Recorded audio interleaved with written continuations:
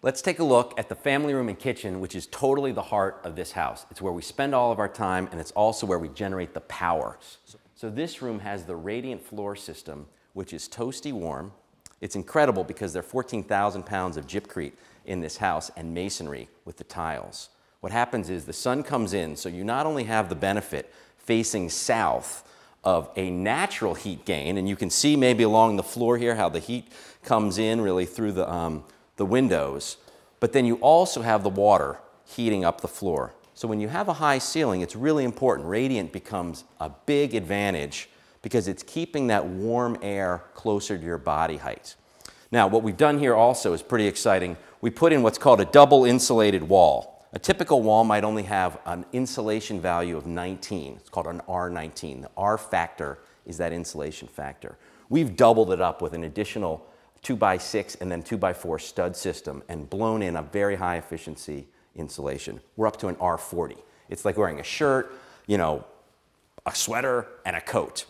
What's also interesting about this room is we use the super efficient Pella double insulated low E glass windows. And what that means is you get about an R3 versus an R1 out of the protection from the weather. You keep your air conditioning in the summer, and then you keep basically your heat in the winter.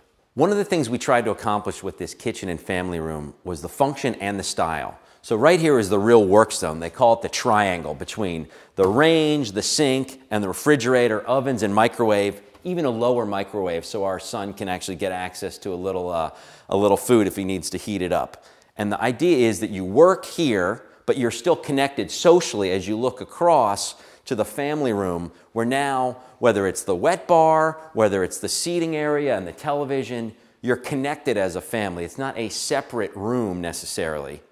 And with an eat-in kitchen, with the tables and chair, and then with the bar stool, all of a sudden now, we're able to really enjoy the space here, and we're able to enjoy it socially too if we have bigger parties.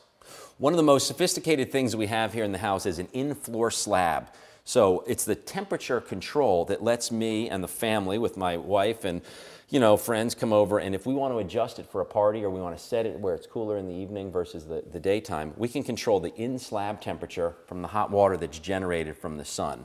We can then also control the air temperature. And what that means is we're balancing. There are 5 zones in this house: the comfort level and the energy savings at just about every hour of the day. And that's a pretty nice, powerful tool because it's sort of like running a sailboat. You know, it's being engaged and active in how the system works.